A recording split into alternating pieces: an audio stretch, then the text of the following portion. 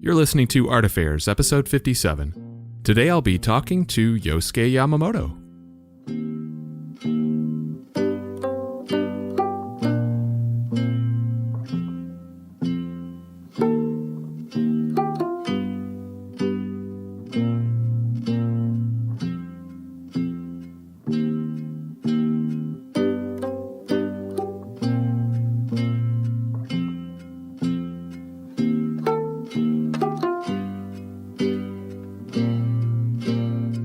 Alright, so my name is Michael Faith, and this is Art Affairs.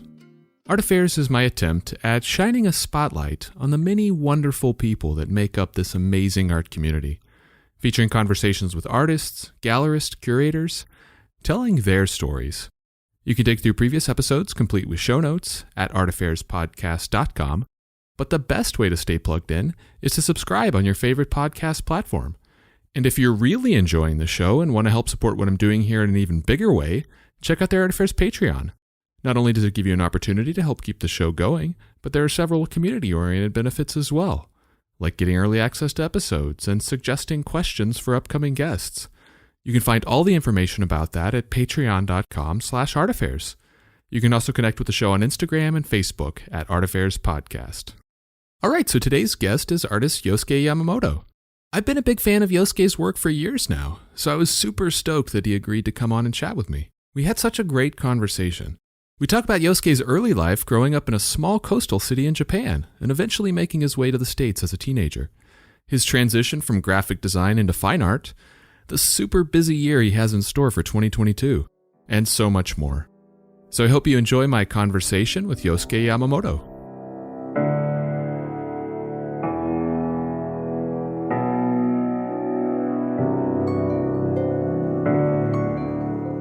Yoskay, welcome to the show, man. It's so good to have you on. Oh, thanks for having me. Thank you. I'm very excited. Sweet. So before we dive in, I wanted to congratulate you on your engagement. Like, that's super exciting. I saw you post about that. Congrats, man. Oh, really thanks, cool. man. Yeah. It's been exciting, and it still really hasn't fully hit me or settled into my consciousness. But so even when I'm trying to introduce my fiance, sometimes I still use hey, this is my partner, or this is my girlfriend. Then I have to kind of readjust. So yeah, thank you. And I saw that you proposed at Giant Robot, right? So isn't that where you guys met up? That's pretty cool. Yeah, so we met there in 2018. Yeah, and I was there for my very last day of my exhibition to just photograph everything to make sure I document how the gallery was set up and retake some of the paintings that I didn't take a very good photo of. Then she just happened to be there, and she was living in Houston at the time, but she was going through a interview process with different hospitals, trying to land or trying to decide which residency she was going to be able to get into. So she didn't get into LA, UCLA residency, but we were able to meet each other. So nice. It did kind of work out. Yeah, I'll say. Yeah. I mean, life-changing. That's awesome. And I saw that Marry Me painting that you did, which is an amazing idea. I love that. That thanks, so cool. Man. How did you keep that secret from her? How because that took time to paint. How were you able to paint that without her seeing it? She actually saw at the very beginning of it. Oh, okay. Then I had to act like it was for a group show or it was for something else. But I have a feeling that she kind of knew about it and she was just being nice. That's awesome. Have you decided on a date yet? Or are you still figuring that out? Yeah, so we decided on April 9th of next year. Nice. We're going to do it at the Botanical Garden here in Phoenix. Very nice. Yeah. Very cool. So let's dive into your background. I know that you were born and raised in Toba, Japan, which I believe is a coastal city. So what was that area like where you grew up? Well, so as in our city, for the industry, we have fishermen, and we do also have a little bit of tourism. Because it's a coastal nice town, and we have a lot of good seafood.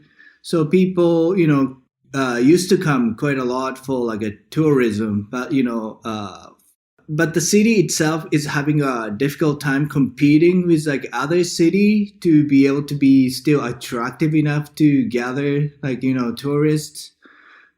So I think the business isn't doing as good as it used to be, but still there's like a small like a ryokan, which is like Japanese like kind of like a between like a motel and hotel, and there's still like plenty of like a good seafood, but as in like a city population, like it's declining a little bit. Okay. So my if I can some way to contribute in the near future to vitalize like the local scene with like a mural or something, that's something I want to do.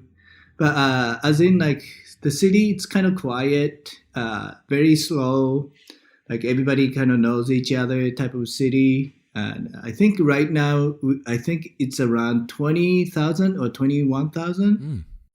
Yeah. Yeah, that's a pretty relatively small size. I guess what kind of work did your parents do when you were growing up? So my grandpa was doing like he was like selling like seafood stuff to like a tourist at the beginning. Then he eventually moved on to like running this like a factory that we work for Japanese sewing machine company called Juki. And Juki is like their main product is like a sewing machine. Oh, okay. That's for like not for like household but industrial. Mm. So they are my parents like a parental company, like the factory's parental company. And to be 100% honest, I don't really know what my factory produced for them, what my parents' factory produced for them. But yeah, it's difficult though, because like in the like when Japan had that bubble, like they were doing like really good. Then same thing with the United States. A lot of our manufacturing shifted overseas to China. So once that happened, like the factory kept getting like less and less orders, and also like increase of like material costs and like labor costs and like utility costs. So to be 100% honest, like they're having like a little bit of difficulty like keeping up that kind of like a small town like family owned like factory business. Sure. Yeah. Was there any pressure growing up for you to be part of the family business? No, because like I'm the youngest, Okay. and even for the oldest brother of mine, like there wasn't never any pressure. But I think my brother wanted to be a help, and to support of my my parents. So I think that's why he chose to work there. And also he said it in a way like, if I do this, like you guys don't have to do this. So okay, so he was taking one for the team, basically. yeah. And it is like very physically like labored work. They use like a fire to harden this kind of like a special sand that they use for like their product. And so during the summertime, like Japan's humid, and like plus like you are inside of this like tiny factory with all these machines and all the fires and heat. So I worked there like a few times during summer to save some money. And like if you're not drinking enough water, like you'll dehydrate. Oh. Yeah, so it's a tough work. And yeah, my parents are still working there, and my dad is like 70, and he's still now retiring and working. So wow. Yeah. That's a tough guy. I mean, he'd be able to keep up with that he for is so long. tough, but at the same time, I'm like, man, like I really want to help them out and try to, Sure. But my dad is like, oh, my work is my hobby, which is very, I feel like his generational kind of work mentality, kind of common in Japan. Did you have much exposure to the arts growing up as a kid? What I can consider like arts would be like the typical Japanese like kind of a childhood exposure to like anime, manga, and those would be like what I would consider as like art when I was younger, but not really like museum or anything like that. Like my town's too small to have anything like that. or even like a gallery exhibition. I think my first one was like when I was in 20s, so. Sure. What was your favorite manga growing up? Did you have one? I think it's very difficult to pick because, as you age, your taste change. Sure, yeah. But I think it's very like similar to a lot of, my generation. So it'll be like a Dragon Ball, and then there's like a Fist of Northern Star. Then there's JoJo's Bizarre Adventure. A lot of like a Shonen Jump comics and a lot of like a Shonen magazine comic. Yeah. Very cool. Yeah, I as far as like the different manga artists that were important to me, being a fan as well. Naoki Urasawa was one that I always just 20th Century Boy, Monster. Oh yeah. He was like the Stephen King to me, like the person that kind of made me fall in love with that as an art form. He has a very unique his way of like layering stories. Yeah, and he's very good at, how do I say this, kind of like creating like a subplot. Yeah. And like kind of like reconnecting the subplot he developed in really early stage. Then he'll introduce the subplot back again, like way later, to kind of conclude and make a full circle out of that, like his, storytelling. So he's really good at that. And yeah, I really admire that. Yeah. Like the character development too. It's just you get so invested in the people and the stories that he's telling. I know. It's really cool. You become fan of like certain characters, especially like a 20th Century Boy, because that was like, different characters grouping together to fight against, one like evil villain that they were kind of chasing after. Right. So I guess how did you first become? I mean, was it the manga and anime that really got you interested in creating art yourself? Yeah, so I was sketching, I would sketch like my favorite characters out of those like, manga comics that I mentioned earlier. So that was like my own way of like, just enjoying the activity of drawing. Then there was a time around, I think when I was like 5th, 6th to like a 7th grade, I dabbled, or I was like trying to develop my own manga for myself. Oh, wow. But then I found the difficulty because I really did enjoy like developing like characters and kind of like idea what to do. But then, creating each little square to tell the, chronological, like a sequence of a story, that's where I had a very difficult time. Then I kind of gave up, but I still kept drawing. Because you have to be like a cinematographer, or you have to be a director of a movie, because you have to choose a camera angle, what to include, what not to include. So all that was like overwhelming for me. And yeah, sure, I mean, I still try to do it sometimes. Then I'm like, no, I don't think I don't think I'm capable of this. So maybe one day we'll have a Yoskay Yamamoto manga come out. Yeah, so that's why I have such a admiration and a respect for like manga artists, and amount of the work they have to do for like every week, if it's like weekly magazine or like monthly. Yeah. No, I mean, and if they have a deadline, that can be a brutal pace to keep up. Oh my gosh, yeah, it's dedicated. Like when you watch some of these like a manga artist, like a popular manga artist, like a documentary, like, yeah, they're like sleeping in between work, like 1 hour, then back to work. And yeah, like it's not pretty, like, like a romantic kind of work. It's very, labor intensive and just time consuming. Yeah, for sure. So from what I understand, it was around the age of 15 that you ended up moving to the U.S. So Tell me about that. Like, what motivated that move? And was that like you said your family's still working in Toba. So was it just you that moved? Yeah. So when I was about like 9 or 8, these couple from Santa Barbara, California, they came to my, small town city, Toba, for like a sister's, how do you say it? Like it's like a sister city. like exchange kind of thing. So they came to teach English in our high school. So while they were spending their time in Toba, like my mother is very like social, and she does a lot of like these kind of like social activities.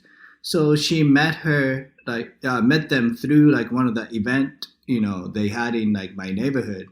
So after that, like they became really good friends. Like they were over at my house like eating dinner together. Then when I was around 9, I went to my parents and I, like three of us, took a little trip over to California to visit them. Then I think that kind of left somewhat of an impression for me.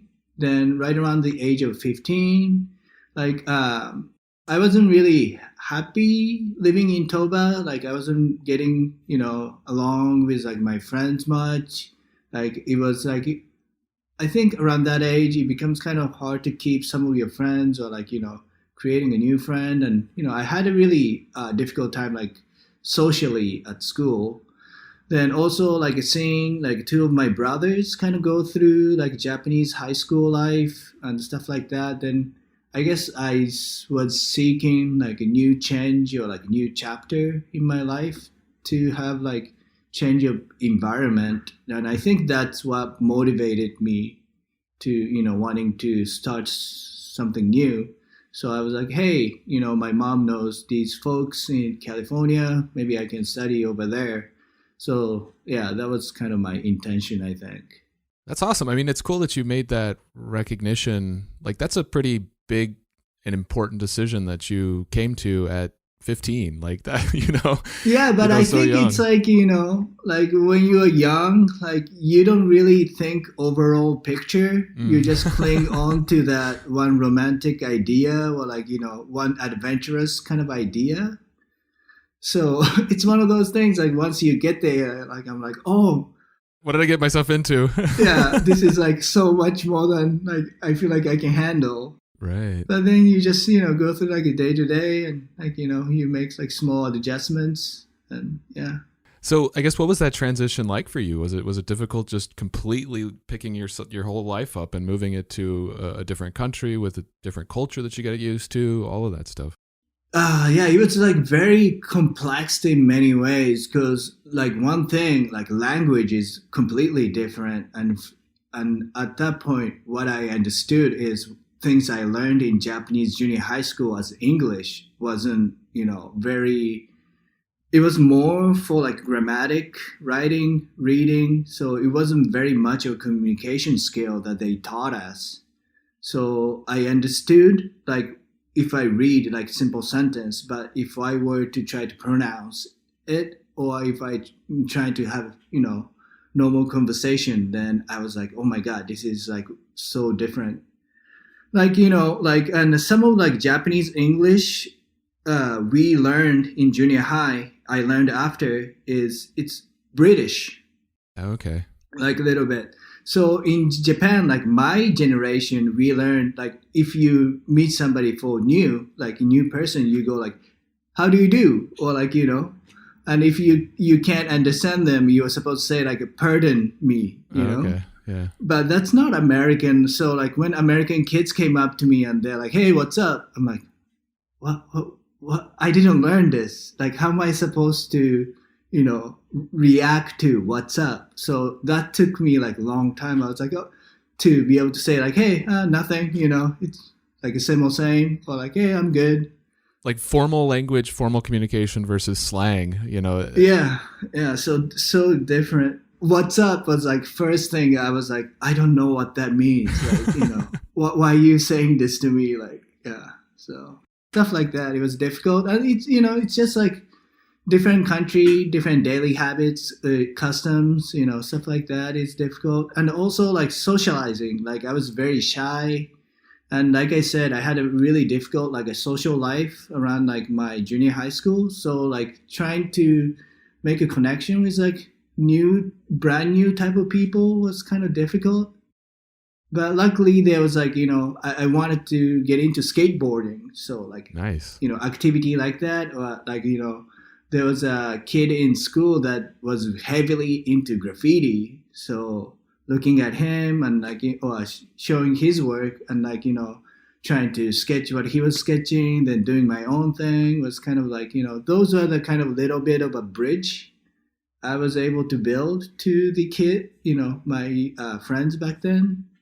Did you, while you were in, as you were entering into high school and later school years, did you already kind of know that you wanted to be an artist professionally? Like, was that something you already aspired to? Yeah, I mean, not like a visual, like a artist, like that I'm doing now, but my idea was I wanted to get into a career where I can use my creativity one way or another. So in the very beginning, I wanted to become like a graphic designer because right around that time, I really liked all the like concert poster with like a silk screen kind of design, or like album covers because people still bought CDs back then. So like looking at all this like album covers, that I thought those were like really cool. So that was like something I wanted to do.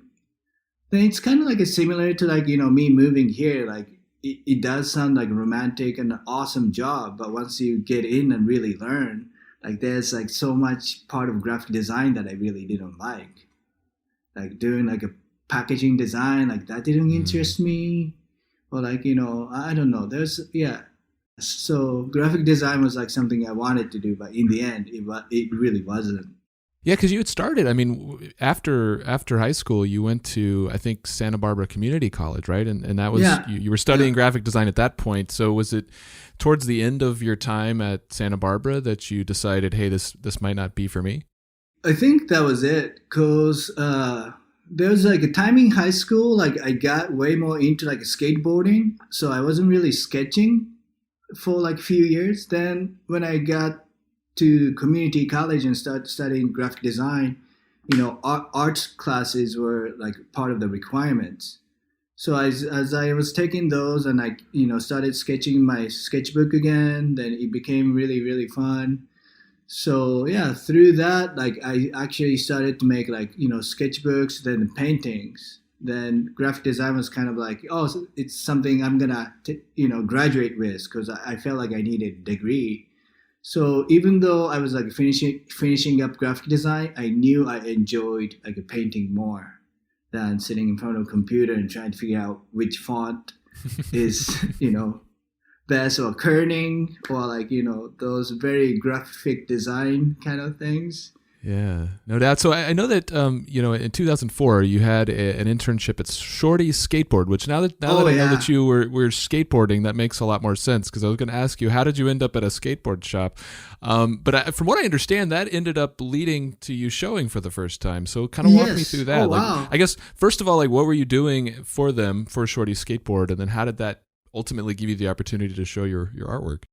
Oh, first of all, like I think this is like so far like the best interview, or like you did.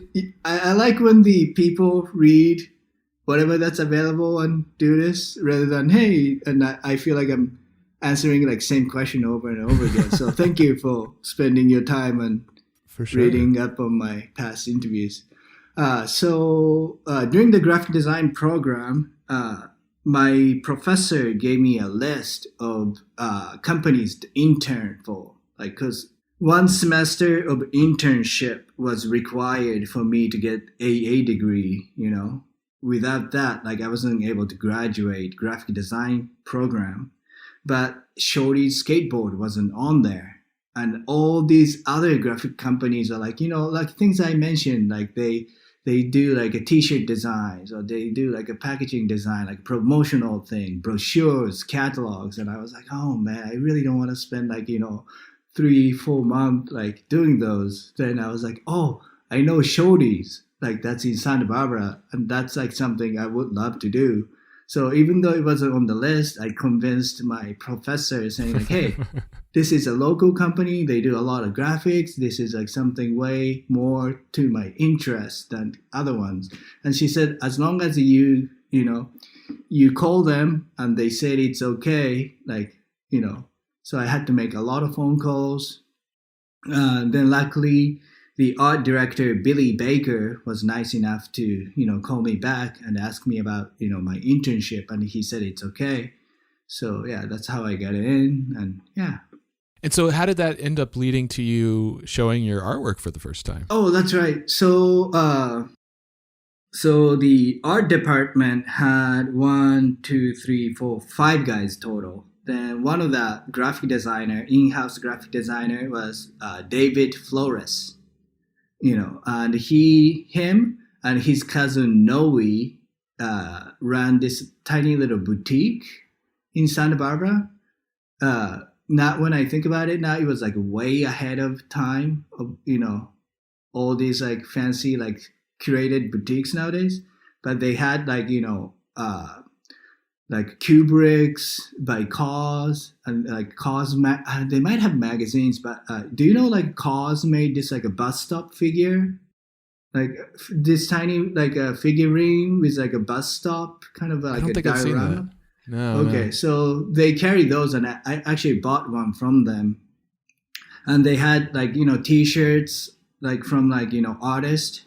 So it was like very well curated shop that they had, and like they decided to do like art show like at the boutique. So around that time, like I showed my portfolio to David, and David was like, "Hey, if you want to be in the art show with us, like we'll give you a wall, like bring your paintings." And That's awesome. that's how I was included into my first group exhibition.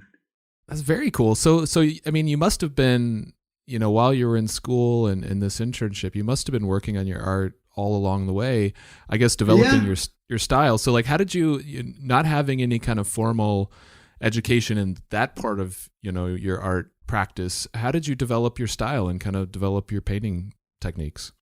To be honest, I don't think my style, like early on looking back, wasn't like 100% mine yet. Like I can see so much influence from like people I admire at the time through like magazines like Juxtapose. Like I was like very heavy reader of Juxtapose back then. Like I don't read it as much as I should now. But so artists like Sam Flores, or like Andy Howell, like Kozik, like who else? Mike Giant, like a Kinsey, like those like I looked up a lot to. I even wrote email to Sam Flores when I was during like Santa Barbara Community College, and he actually wrote me back saying like, "Dude, your stuff's like you're pretty rad. Like just keep up." So stuff like that, like like it's very still like very a fond memory for me. But yeah, so when I look back at myself back then, it's like taking a lot of like what I liked from other people, and just having just sprinkle of my personal. It's really cool how that sort of naturally, like organically evolves into what ultimately becomes your own style. I guess after that first experience showing, was that when you kind of finally decided, hey, there's something here, I can maybe make a career out of this and get rid of the graphic design side of things? Yeah, definitely. So yeah, first art show I had, like I sold maybe like 3 or 4 paintings to like local people that just happened to come through. And like I was like, hey dude, like, I can, maybe if I do well enough, like I can live off of this. And yeah. And so how did that end up, I mean, I guess from that point on to your first solo show, walk me through that. How did you end up getting your first solo show and make some of those gallery relationships outside of, the ones that you had built through your internship? So like technically my first solo show I did was like a coffee shop. Because after that experience, I just went to like a local coffee shop and like, showed my portfolio trying to, do something. But like real, like a gallery exhibition was like one of the big group show in LA that I met the gallerist like through David. Like a David Flores like introduced my artwork to them, and they're like, yeah, he's good enough. Like, yeah, we don't mind having him. And I think it was in Culver City when all this, different like young galleries are popping up in LA. So I don't remember if it was like in 1988, the gallery 1988, or Okay. if it was over at the Project Gallery at the time. It was one of those like their group show that they invited me, and that was my very first like Los Angeles gallery exposure. Oh, that's really cool. And I know obviously you've established a really good relationship with Eric and with Giant Robot. And of Yeah. course Eric's, great, and he's been on the show before as Oh well. man, he's amazing. Yeah. How did you end up meeting him and start showing at Giant Robot? So I worked with a different gallerist for like a first like part of my Los Angeles like art career, maybe like from like 2007 up to like 2013 or 12, I think. Then after that, like we kind of separated our ways because this gallerist focused more on like consulting. Like he didn't want to do like a retail gallery kind of stuff anymore. So I was kind of like, gallery orphan. Like I didn't have, gallery to show anywhere. Then right around the time, like Eric like talked to me and he's like, hey, because I was doing group show while I was working with the other gallerist at the Giant Robot. So by the time but I lost the other gallery, like Eric just approached me saying like, hey, if you want to do like a solo show, like we would love to do it with you. And I was like, oh my God, yeah, this is what I just need. Then, like, to be honest, like Eric's been like the best gallery, like artist gallery relationship I was able to develop in my career. And yeah, like I just love what he does. Like he focuses so much on community. Yeah. He focuses so much on like developing like young talent. And like, so I like being the contributor and the participant of that, what he believes in. That's awesome. So yeah, I'm very happy. Yeah. Very cool. And so I guess in general, is having that like a strong gallery relationship like that, is that an important component to your career? Oh yeah, definitely. I think everything is like a balance. So, if like a big gallery approaches me, like I think I want to be able to work with them, but I still want to, work with Eric. Yeah. And as in like business relationship, Eric is the least stressful because there are, I've had kind of bad experiences with like gallerists, like, I have to like ask for my money instead of being paid on time kind of things. That sucks. So a lot of like those like that was like some issue I had with my past gallerist that I was working with. But luckily, like we actually this year we recently had a Zoom meeting on some other project, and like we kind of ironed out some of the issues I've had before. So like now I feel much better. But like when I was working with this person, it was really difficult for me to not stress because I was not doing well enough financially.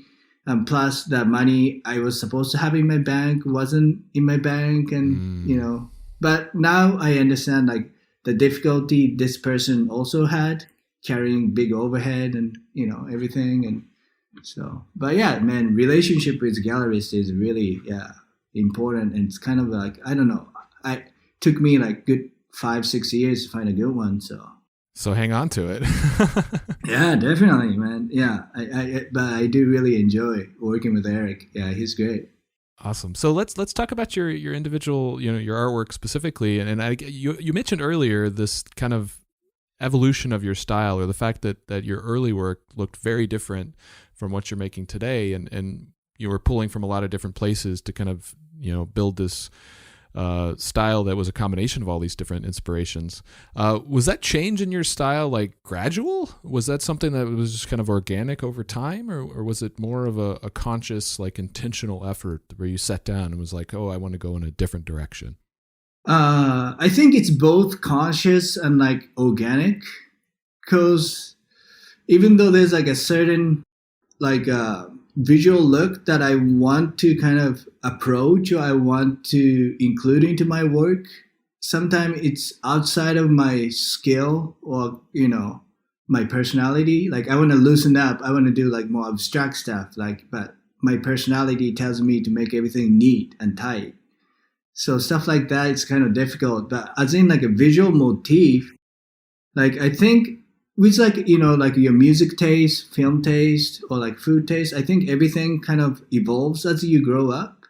So when I was younger, like, I see my artwork as being like very young and angsty, very angry.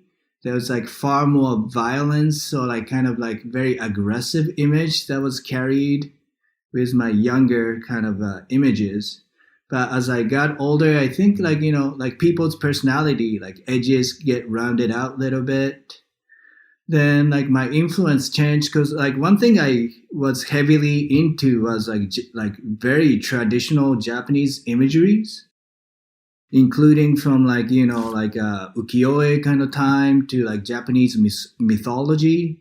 So I would incorporate those kind of image with my, my illustrative kind of look.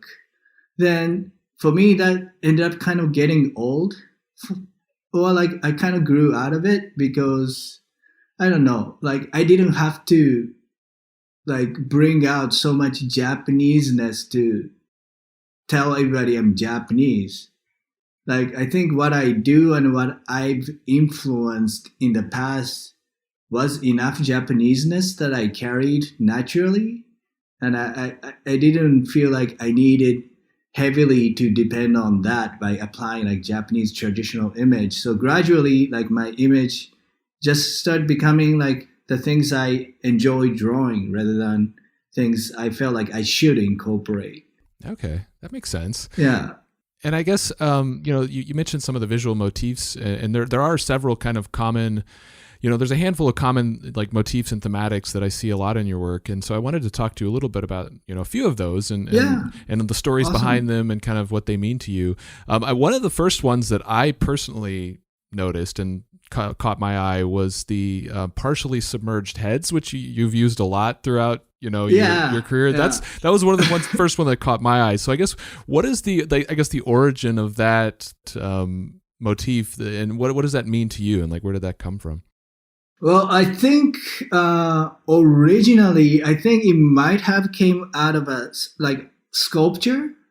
Like I got into like a sculpting like heavily at one point because I got so like tired, or not tired, but I had a very bad like artist block at some point in my career. Then painting was going like really great, so I dabbled in sculpture quite a lot. I still do. But there was like a point I was just doing like sculpture after sculpture. So around that time, I created like submerged head, thinking it was kind of like a unique visual approach to have a, not complete head, but just head sitting on the platform to look like it's submerged into a water. But in the beginning, I think I looked for like unique visual image rather than this gonna be the meaning behind this image, then I'm gonna create it. But looking back, I think I can relate to the image in a way that I feel like, myself within like a foreign country, like, or even back home. Like I spent like more than half of my life in the United States. But since like I still don't, have enough fluid English, people know I'm a foreigner. So there's a part of me that I still feel like I don't 100% belong here. And same thing if I were to go back home in Japan, like I spent so much of my time in United States, like, my custom or even like my hand gesture or behavior, my attitude would be some part, I'm pretty sure it's American. So, I'll be kind of like out of water, fish out of water in Japan also. So it's, this feeling of, being inside of like a purgatory between like a two, state or two cultures, I guess. Sure. Do you think that some of those, you said that you didn't go into those paintings with the intention of communicating that, but do you think that maybe those feelings were maybe subconsciously coming out in your art, even though you weren't consciously putting that meaning in there? Maybe, but I think like also is like consciously I was like drawn to that image more than my other images because like motifs comes and go, but I cling on to that one because maybe I felt certain connection to it. I think Sure. yeah, I think you're right, and I think that was part of it. Yeah. Okay, interesting. In addition to the partially submerged heads, you'll often attach like Americana signs, like old like theater signs, Right. or Yeah. And I have a friend that Dan Black of Landland that is super obsessed with like old fashioned signs, and so I see the same kind of thing with you, and you'll often use them to kind of communicate phrases or themes, so I wondered like what has inspired your use of signs, and where did that come from? Is that something that you've had a passion for a while? That come from like me sketching outside a lot. Like there was a one point in my career that I wanted to get better, like draftsmanship, like better skill by like observing what I see outside and drawing into my sketchbook, rather than depending so much on just creativity and like images that comes out of my brain. So, like when I lived in North Hollywood, I used to walk around my neighborhood. Well, I lived pretty close enough to the Red Line, so I'll take Red Line and get off at the random station and walk around city of LA with my sketchbook, just like drawing outside. Then things I kind of got very attracted to was these like decayed, like beaded old like motel signs or like old-fashioned like a theater signs. Then I started learning like this was like part of like American like Americana culture. Then like it's like this kind of idea of like I don't know, I kind of romanticized that kind of old time period, and I feel like that was a time people focused a little bit more on like depending on craftsmanship and hiring actually somebody with like a skill and a knowledge rather than buying like square vinyl like a signs or like I don't know, like modern day just simple like very very unoriginal signages, I guess. So stuff like that, kind of like I have a soft spot for it, especially when I get to see it like the passage of a time with it and like all the weathering and so I don't know, I just thought it was so unique and awesome and beautiful in its own way that I sketched a lot in my sketchbook. And so then having them sort of attached to these people's heads, is it a way of kind of outwardly communicating their inner feelings? Is that the way that you kind of use that? Well, like the two motifs were first combined together for this group show that Eric had at his Giant Robot Gallery. And group show, I think it was called Text and Images or Text and Pictures. But the idea was to create artwork that carried some kind of like, typography. So for me, like I'm not very like a typographic kind of guy. I don't have a lot of words in my work. So, but during that time, like I was sketching a lot of Americana signages. So I was like, oh, this is perfect. I can introduce like my current interests, Then I decided to add it on to Submerged Head, but also second piece was Crest Moon, and I had a Americana signage like on its side. But instead of like, because all the signs are created to indicate like, either business or some kind of organization. So I decided to do signage that was a little bit more personal and like, from like a casual conversation or like, line out of a song. So one signage said, I miss you badly. Then the another signage said like, let's sleep in. Both isn't really significant like declaration of any kind of message, but it's like a casual enough and a personal enough that I thought it was kind of a unique approach to Americana signages. Once I created that, I was like, oh man, I think I have something here. Then I did an entire series for the next few years. Yeah. Very cool. And then one of the more recent kind of thematics, maybe not recent, but it was definitely a big component of your last show, is kind of the personification of the moon and just planetary bodies in general with planets, having like these very peaceful faces. I love the faces that you put on them. Oh, They're very, thanks, man. they're very Yeah. serene. They're very peaceful. They're kind of calming, and they give this kind of Yeah. calming, nostalgic vibe. And I know that, like, having faces on moons is a common thematic in like fairy tales and storybooks, which may be why part of it is nostalgic in some way. But I guess, how did that originate in your work? Like, what was your the original kind of motivation for putting faces and personifying these celestial bodies?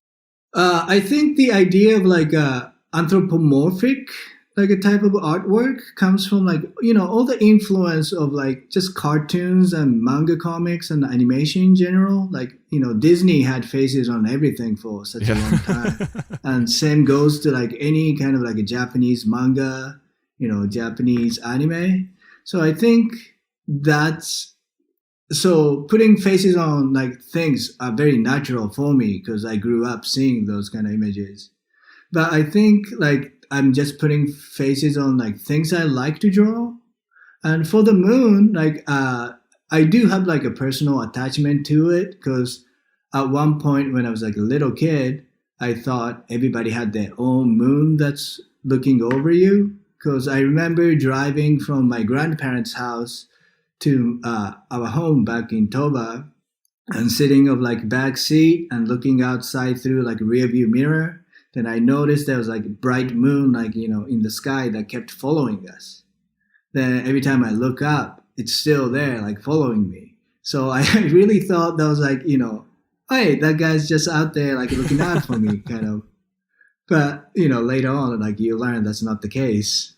I love that, though. I remember reading that story, and it's so charming. It's such a charming story. But I really thought, like, that was it. It's like similar kind of like, this like a childlike belief that you have when you're a little kid. Like, like commercials. I thought all commercials were happening right there and then. I didn't know it was like a recorded video footage that was, being aired on TV. Yeah, so stuff like that, like, when you're a little kid, like, you don't know, but yeah. And, like, for the moon, and also another thing I really like is just, like, just visually, the circle. Like, I like playing that shape into composition, because it kind of reminds me of, like, a Zen aesthetic. Like, there's a lot of circles in Zen, like... or a Buddhist artwork. So yeah, so it's like something like that. Or you can see a lot in like ukiyo-e too, like, like insertion of like circular like shape into it. So I love that. And do you think? I guess, do you think that the this connection with those kinds of childhood feelings and the imagination of what the world what you perceive the world to be, which ends up being very different once you become an adult and learn more. But I guess that the childhood imagination, is that what fuels a lot of these kinds of themes in your work? I don't know. Good question though. I can't really think of another good example of that, but I think like a lot of things I still tend to make or I enjoy comes from like that, like a childlike spirits, like the installation that I made for my last show, where I included this like a community of houses and signages at the bottom of like this, under the suspended moon.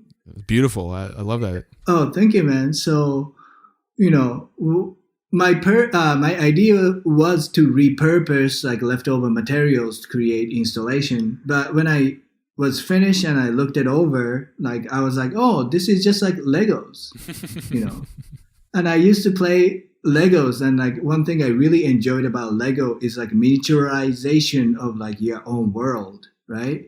You're creating your community, you're creating your own world, you're building your own cars, planes, like buildings. So I think it was in that kind of a similar enjoyment that I carried with me. Oh, that's cool. That ended up resulting into creating, the same kind of, like my own world in miniature kind of a way. So that's awesome. Yeah. So I think you're right. I think I still work with the, like some of the idea and enjoyment that I found around my childhood. That's cool. And it's interesting how these things happen and you don't even realize it. And it's only like conversations later that you look back and like, oh yeah, that is the through line. No, it is though. And like, I still love going to like antique stores and looking at all these like little like tchotchkes and like, little things and, stuff like that. Yeah, I still really do enjoy. So that's awesome. Makes sense. How do you usually arrive at your ideas for like a piece or for a body of work? Do ideas like just bombard you and you're just trying to capture them, or are you very intentional as far as like brainstorming and using like your sketchbook and word list to kind of generate ideas? Ideas, I think it's like, almost it's like similar to like when you don't need your like car keys or like house keys, you just see it around. But once you decided to go out, like, it's not there. So I think ideas are kind of like the same thing. Like when you need it, like sometimes it doesn't come to you. But like when you're not like thinking about developing the idea, or like when you're just going about your daily life, then you're like, oh, like one thing triggered to another, then like, idea comes. And also if one idea comes to your head and like if you, play around with that idea, it might lead to another. But I do carry a sketchbook, and I do have a sketchbook in my studio that I jot down or I write down, like if idea pops up. Then I have like, notes in my iPhone that I keep like artwork titles. If like some wording sounds good enough to me, I type it up and save it in my notes. But yeah, idea, like it can come from anything, like conversation with your homies, like watching a movie, even like watching like a junk media, like on YouTube, yeah, anything, man. Like, yeah, I think you just have to be open-minded and like let it come into your head rather than thinking, oh no, that's not worth it. Like just go with it. Very cool.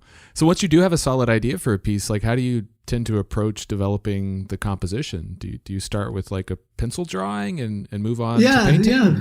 Usually like small thumbnails. Then eventually I'll maybe do like, like a 6x6, 6x8, like smaller sketch. If the, compositions are not settled yet, or if I wanted to see it, before I commit to a painting.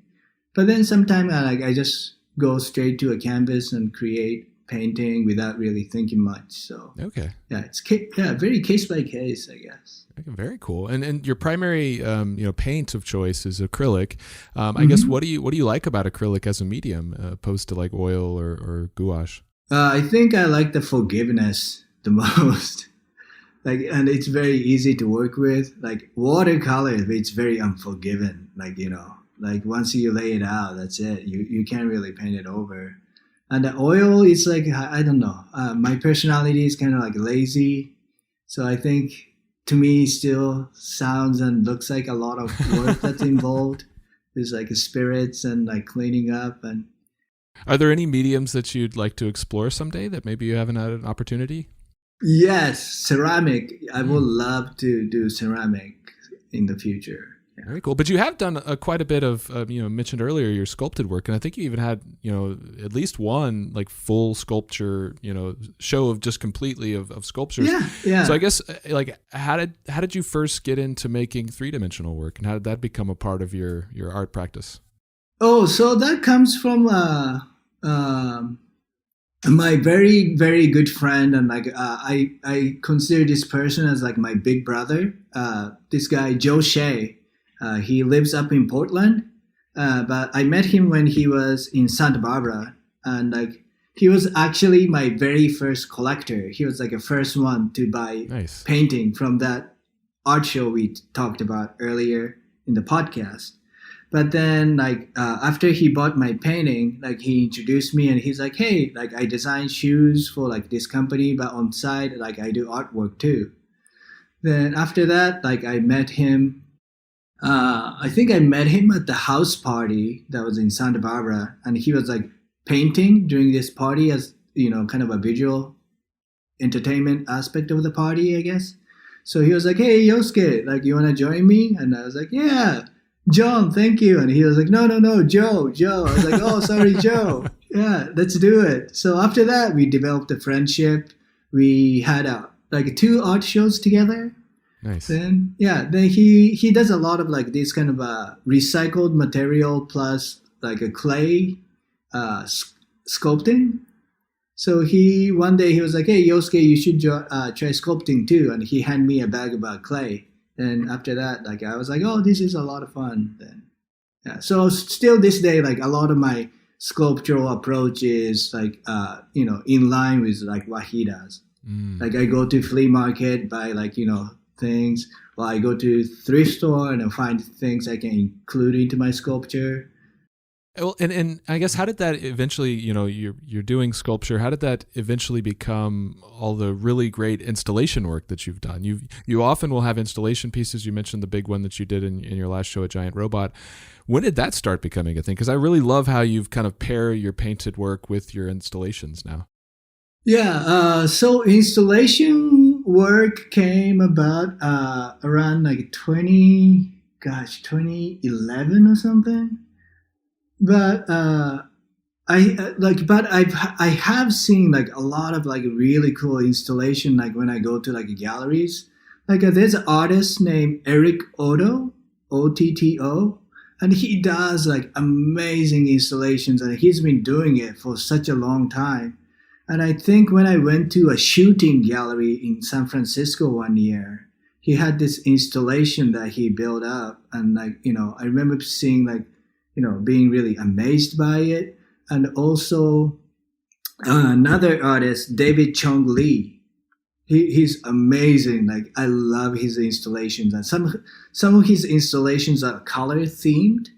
So he might have like one big installation that's all white or yellow, but sometimes it's like, combined with different colors. But again, like I saw his work at the shooting gallery in San Francisco when I lived there. So I think that around that time, I wanted to do something, some works, not similar to theirs, but some on my own, but installation that taking up a space instead of taking up a small space on the wall. Like I wanted to do some kind of, larger scale work. And for me, like since I didn't have like studio space, like that, creating a lot of small canvases and adding them to create a bigger installation, I think that was my, approach for having limited space, but wanting to create a large scale work. No, I love it, and I think it works really well. I think it gives a lot of exciting kind of dimensionality to what you've created. I guess adjacent to that, with the installation work, you've also done several public art pieces and the murals that you've made over the years. You've done multiple powwows, and Jasper is another person that I've been fortunate enough to have as a guest. I have to listen to that one. Yeah. You even did one in my hometown here in Austin for Powwow South by Southwest back in 2015, awesome. Alongside, I think, Tatiana Suarez you did a collaboration with. So I guess how did you first get into painting murals, and how did that become a part of your repertoire? So painting murals, I think I started around like, I don't know, like maybe 2010s, maybe 2009, like somewhere around that time. But, I've seen like murals around LA. Like LA is a very heavy like mural city, especially now. But even like back then in like early 2000, like you see like amazing murals everywhere. And it's interesting too, because it's not just like, lowbrow graffiti, like murals that you see like cultural murals in LA, like, like a large scale, like side of a building type of stuff. So like mural was like something I always wanted to do, and I still want to do a lot, but I don't get enough offers to do it. But it was when I was like a younger artist, it was just on my bucket list, So once I got one done, like my friend Hong Hei sent my first mural image to Jasper, because I didn't know Jasper at the time, but I think it was my friend Hong Hei that sent the image to Jasper, and that ended up leading to him including me on like Powwow 2013, I think. Yeah. Then after that, like one mural kind of, leads to another. Yeah. Then, it's fun. I love it. Yeah. I really enjoy it. Those first couple experiences, was there much of a learning curve for you? I mean, doing something brand new for the first time like that? Yes. Like the scale's like so different. like just like making sure to like stand back enough, and like yeah. And the amount of paint you use is different. The equipment you use is different. Like a lot of the times you have to learn different lifts, like on the spot. So that's, unique. But yeah, even like a painting faces, like when you're painting like, like 24 canvas to like, 50 feet walls, like then you really have to like stand back. Like nowadays, like I incorporate like projectors to make my job a little bit easier. But there's a times like I was trying to freehand it, and like I was like, oh my god, this is like so difficult. Sure. Then I learned like little tricks from like like my friends. Oh, you take a photo, then you photo the wall, then you photo compose your image, then you're looking at on your phone. Then that gives you like overall like a placement on the wall. Like you just have to yeah. So it's learning curve, but yeah. Do you use spray paint when you do murals, or is it still brush and like house paint? I really want to learn spray paint. I've been saying this for like ages, but I feel bad when like somebody hires me or somebody includes me into like this like mural festival or like like commercial mural job. Like I have like if I were to like, okay, let's just do spray paint. And if I can't execute, I feel bad, right? So I don't know when's the right time to practice spray paint. You'll have to adopt like a street name and go out under the cover of night and do man, graffiti. I'm too old for stuff like that. But it's just like way I paint. I'm having a very difficult time, like as in like color combinations or color selection, color layering, or even just controlling the can. Like my painting style into like spray can. But it's not just spray paint. It's same thing with like a digital media, like Procreate. Like, like iPad, like, the painting like application. Like I bought it like a few years ago, but I still cannot figure out how to how to make my Procreate painting look like my painting that I do in real life. So I always have this difficulty of like transferring my way into different mediums, I guess. Yeah. Sure. No, that makes sense. I guess, do you have any mural projects coming up that you'd want to put on people's radar? Yeah, I have a couple here in Arizona, in Tempe, coming up this year during like May, even like starting in May and trying to skip the summer and finishing up in fall. Yeah. Nice. Because it gets too hot to do. Right. Like 115 or something, at least. Well, and you mentioned having a desire to go back to your hometown to do something. Is that something that you've already started talking to people about? Yeah. So I talk to my brother a lot. It's a matter of like finding like right time for me and like right time for them. So my brother like works for the city. So he's like, me and him, we communicate each other about that. But he said like, hey, once you find enough time to come home, like we'll find you a wall.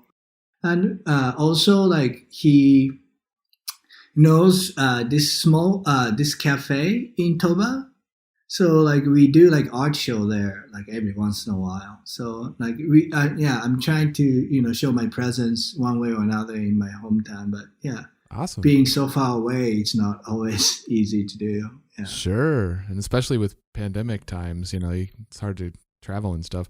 I guess let's talk about what you have coming up. What has been your main focus so far in 2022? 2022, I had a couple of commissions finished last month. This again, thanks to Eric for the commission. Actually, one of them was for Eric. Yeah. Oh, nice. Very cool. And knowing him for like 7 years and him asking me to paint something for him is just for him was very special. That's awesome. And at the same time, I felt a lot of pressure. I was about to say no pressure. Because he's very good at finding like little missed details or like, oh, like there's something funny about here. So yeah, I spend a lot of time painting his commission. But yeah, upcoming, I have an exhibition coming up in May with, sorry, I have to look up it's my friend Michelle's like ceramic studio. that she started having a boutique next to it. It's in Cannon Beach, Oregon, and it's called. But yeah, it's coming up, so I'm trying to focus for that show. It's gonna be like it's like a small studio, so it's a small like space, so maybe like 15 to 20 pieces. But I'm trying to go back into my sculpting, so I'm gonna try to do a lot of sculpting. But it is called Basalt, Basalt. I don't know if I'm pronouncing it right because I've only seen it in text. But it's like a ceramic studio with a gallery attached to it. So I'm having a show there in May. So I'm super excited. Then possibly I'm doing a small like exhibition in back home in Toba in October. Yeah, in October 8th. In Japanese, like when you see those letters, like you can pronounce it as Toba. Because 10's like, you can pronounce it as to, and 8 you can pronounce it as ba. So they That's say amazing. it's a Toba day. Yeah. So I'm trying to do like maybe like 10, 12 pieces for that show. But also I have a show with Eric in November. So Oh wow, I you got really a lot. have to watch my schedule. But yeah, that's what I have pretty much for this year because I don't know. I don't feel comfortable adding anything more. No, I mean you've got like 3 bodies of work that you got to. Yeah, so keeps me busy, but yeah. That's amazing. Is that show in November with Eric? Is that another solo show? Or is it part of like a larger group? Yeah, show? but I don't think I'm gonna go like cause last exhibition I really had like a lot of times to dedicate, and also I was able to finish like half finished work that I had it for a few years. Like a lot of the sculpture I did for that show, like I had it in my studio for like 3 years or so, like halfway. But I finally had a time to kind of like, come around it and finish it. And also the installation I worked for like 3 years. Like I was like trying to put that together like, like 2 years ago, but I didn't have the time. So I don't think this show is going to be as epic as the last show. But I think I'm going to, I want to do kind of similar thing. I want to do like a little bit more sculpture this year. Like I really having fun, like playing around with like sculptural material. And also like I'm trying to focus a little bit more on like repurposing materials. So I go to like a thrift stores a lot and trying to find something I can reuse. I go to like antique shops and flea markets, trying to find some ready-made stuff that I can incorporate into my artwork. So stuff like that. Yeah, that's been kind of my focus this year. Awesome. Well, you have a very full year. So like how can people, what's the best way for people to follow you online to keep up to date with all you got going on? Best way would be like Instagram. Yeah, it's just Yoskay Yamamoto Instagram. Then I don't update my website as often as I should.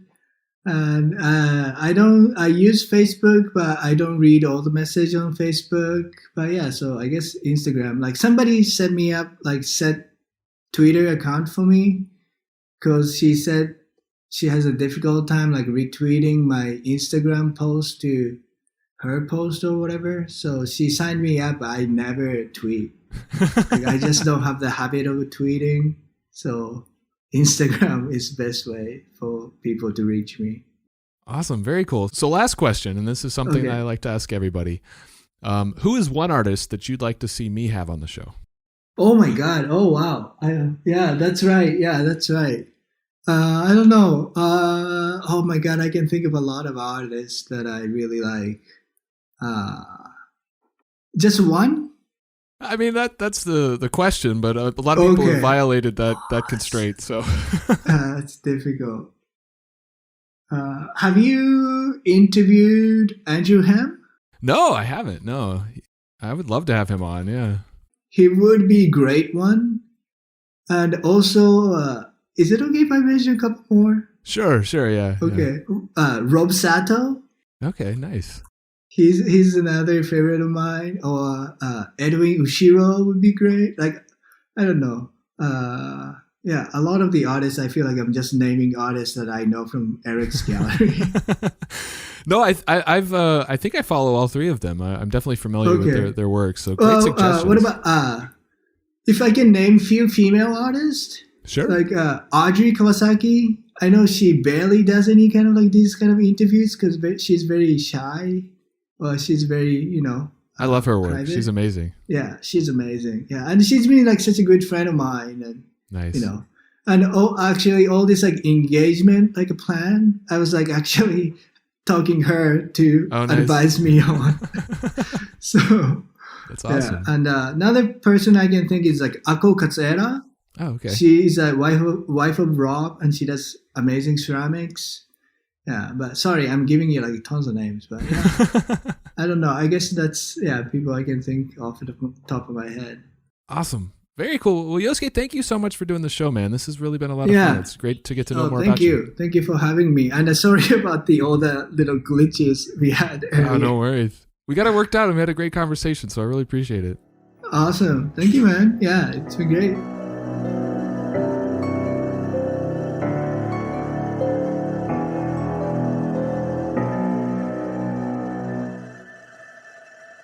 So that's it for this episode of Art Affairs. I hope you enjoyed my conversation with Yoskay. I really had a lot of fun talking with him. His work is so unique and so immediately recognizable. And I love what he had to say about the evolution of his style. How his early works were, a lot more aggressive and angry and I think angsty, he said. And then over time, as he mellowed out and smoothed some of his rough edges, his work became more mellow and peaceful. And also how early on his work showed its Japanese influence really strongly. And how, as he developed his own style, he realized that his own lived experiences as a Japanese American was directly contributing to the work that he made anyway. And that maybe he didn't have to, be so intentional about highlighting it and just focus on drawing and painting the kinds of things that he loves, trusting that will ultimately shine through anyway. He sure seems to have a full year ahead of him, with a handful of commissions that he's been working on, the show in Oregon at his friend's shop Basalt Studio in May, then the show in his own hometown later this year, followed by his next solo show at Giant Robot in November. So many great opportunities to see new works from Yoskay coming up. I'm excited to see what all he creates. So thanks again to Yoskay for joining me today, and thank you for checking out the show. I'm truly grateful for your support. And just a reminder, one big way you could help out if you're really enjoying the show would be to check out the show's Patreon. You can find all the details on patreon.com/artaffairs. And as always, you can contact me through my website at artaffairs.podcast.com or on Instagram at artaffairs.podcast. So until next time, be good to yourself and be good to each other.